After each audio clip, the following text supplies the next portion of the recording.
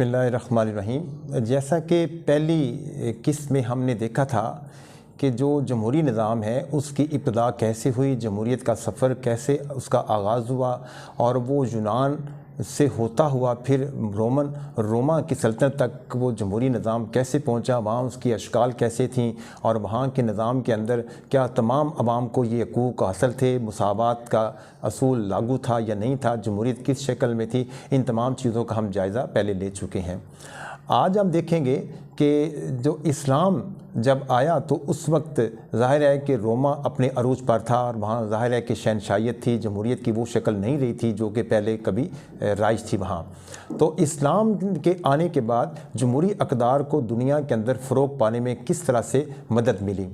حضور پاک صلی اللہ علیہ وسلم کی بعثت جب ہوئی تو انہوں نے انسان پر انسان کی حکومت کا جو تصور تھا اس کو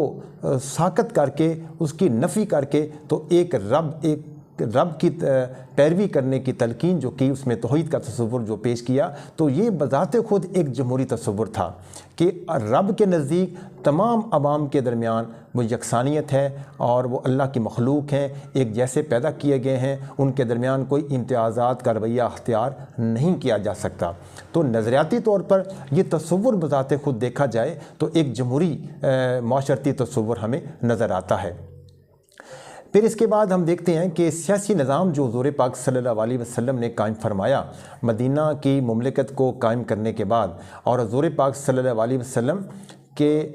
بعد جو خلفائے راشدین کا چناؤ ہوا ہے تو وہ بالکل جمہوری انداز میں ہوتا ہوا ہمیں نظر آتا ہے۔ اس زمانے میں اگر بیلٹ پیپر ہوتا، اگر اس طرح کا جدید نظام ہوتا تو یہی طریقہ کار شاید اختیار کیا جاتا۔ بیعت کا جو نظام ہے،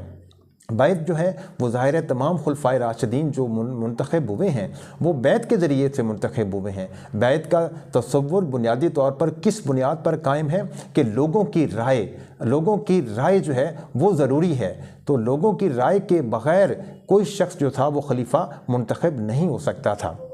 اس بارے میں علماء کے درمیان کچھ اختلاف ہو سکتا ہے کہ فلاں کو بننا چاہیے تھا، فلاں کو نہیں بننا چاہیے تھا، لیکن بہرحال چاروں خلفائے راشدین کو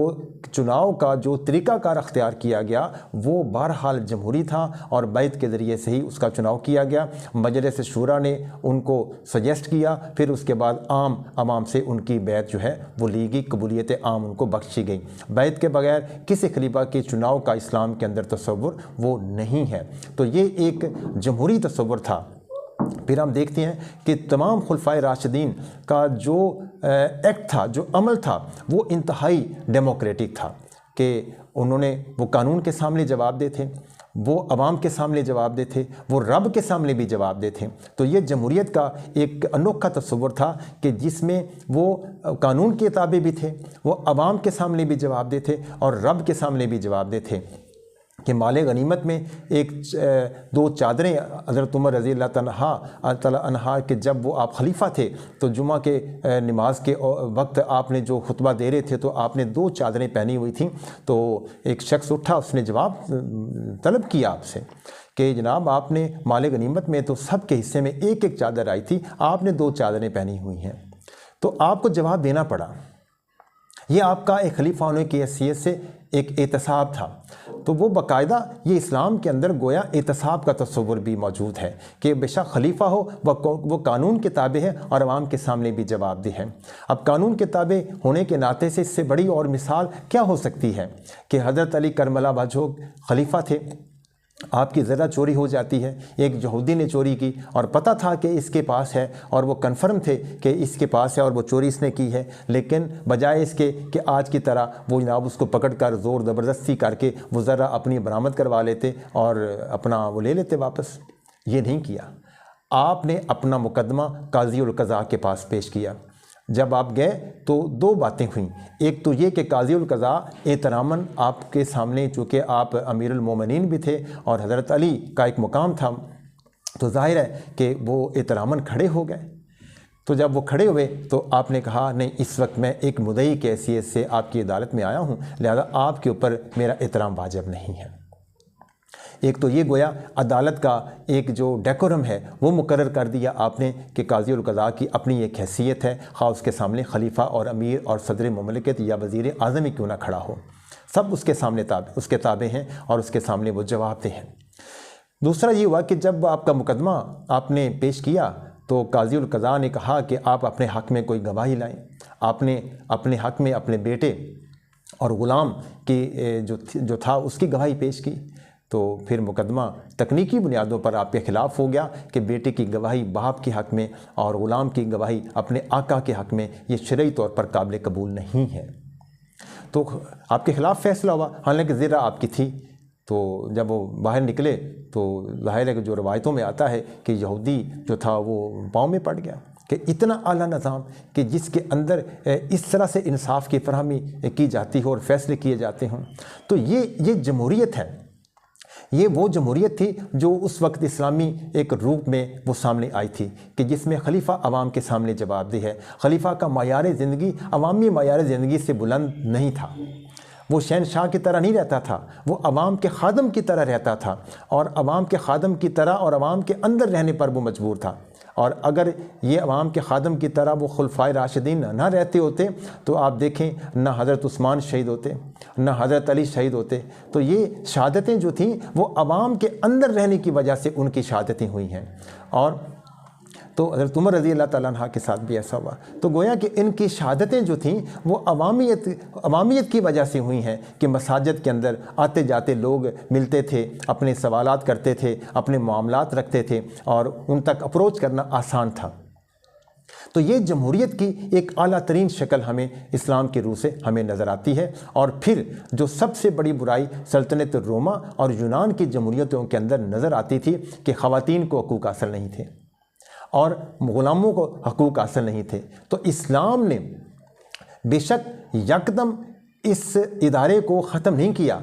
لیکن ایسے بنیادیں قائم کر دیں کہ رفتہ رفتہ یہ کچھ عرصے کے بعد ہی یہ غلامی ختم ہو کر رہ گئی، بلکہ حضرت عمر رضی اللہ تعالیٰ عنہ نے حکم جاری کر دیا۔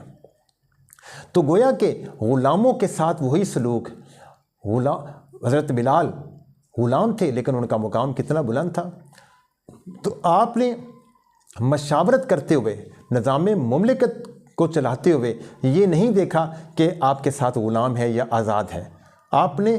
ان سے بھی وہی سلوک کیا جو کہ دوسرے لوگوں سے کیا ہے۔ تو جمہوریت کے اندر سب سے بڑا نقطہ نظر کیا ہوتا ہے کہ معاملات مشاورت سے چلائے جائیں۔ تو حضور پاک صلی اللہ علیہ وسلم نبی ہونے کے باوجود، رب سے براہ راست تعلق ہونے کے باوجود، اللہ تعالیٰ کی طرف سے براہ راست رہنمائی ملنے کے باوجود آپ کا طرز عمل کیا رہا کہ آپ نے مشاورت کے پہلو کو ختم نہیں کیا، اس پہلو سے درخور اتنا نہیں کیا۔ انہوں نے اپنے جو صحابہ کرام تھے ان سے بہت سارے مواقعوں کے اوپر مشاورت کی، جنگ کا موقع ہو، نظام مملکت کو چلانے کے معاملات ہوں، دیگر امور ہوں، معاشرتی امور ہوں، سیاسی امور ہوں، انتظامی امور ہوں، تو انہوں نے باقاعدہ مشاورت کی۔ صلح حدیبیہ کے موقع پر مشاورت کی، جنگ احزاب کے موقع پر، جنگ خندق کے موقع پر مشاورت کی، تو اذان کا طریقہ کار کے حوالے سے کہ اذان کے کس طرح سے لوگوں کو پتہ چلے کہ نماز کا وقت ہو گیا ہے، اس موقع کے اوپر مشاورت کی۔ تو گویا مملکت کے امور کو چلانے کے لیے یہ قرآن کے جو ایک آیت کے روح سے حکم تھا کہ شورا بینہم، کہ ان کے معاملات جو ہیں وہ مشاورت سے چلتے ہیں۔ یہ اسلام کی روح ہے، اسلام کی بنیاد ہے، اسلامی جمہوریت کا بنیادی اصول ہے۔ تو اس اصول کے مطابق ہی نہ صرف یہ کہ حضور پاک صلی اللہ علیہ وسلم بلکہ تمام خلفاء اور تمام اس کے بعد آنے والے حکمران جو اسلامی معیار پر پورا اترتے تھے، انہوں نے جمہوری اصولوں کو اپنایا۔ اگرچہ کچھ قدغنیں تھیں کہ ایک اسلامی مملکت کے اندر کسی غیر مسلم کو حکمران بننے کا اختیار نہیں ہے، کسی اعلیٰ عہدے پر جس کا تعلق ایک ریاست کی سیکیورٹی کے ساتھ ہو، دفاع کے ساتھ ہو، اس کے اوپر بھی فائز ہونے کا اختیار حاصل نہیں ہے۔ یہ ایک اسلامی نظریاتی مملکت کے شاید تقاضے تھے اور ہیں۔ یہ قدغنیں یہاں بھی موجود ہیں جو شاید یورپین جمہوری جو مفکرین ہیں، جو سیاستدان ہیں یا سیاسی خیالات رکھنے والے لوگ ہیں، ان کے نزدیک شاید یہ کوئی قابل قبول بات نہیں ہوگی، لیکن بہرحال یہ ایک اسلامی مملکت کے تقاضوں کے لیے ضروری ہوتا ہے کہ وہ کچھ قدغنیں اس طرح کی عائد کی جا سکتی ہیں۔ لیکن ہم دیکھتے ہیں کہ ان اسلامی اقدار کے فروغ کے نتیجے میں دنیا کے اندر غلامی ختم ہوئی، عورتوں کو حقوق ملے، ان سے بھی مشاورت کا سلسلہ ہوا، ان کو بھی سیاسی اور سماجی معاملات میں حصہ داری ملی آہستہ آہستہ، اور پھر اس طرح سے ہم دیکھتے ہیں کہ تمام لوگوں کو شہری حقوق جو ہیں ملتے چلے گئے، اور بالآخر جمہوریت کا سفر کچھ اور آگے بڑھتا ہوا ہمیں نظر آتا ہے۔ اس کے اثرات پورے یورپ کے اندر بھی پڑے، وہ اثرات پھر کس طرح سے پڑے ہم انشاءاللہ اس کو اگلے قسط میں دیکھیں گے۔ بہت شکریہ۔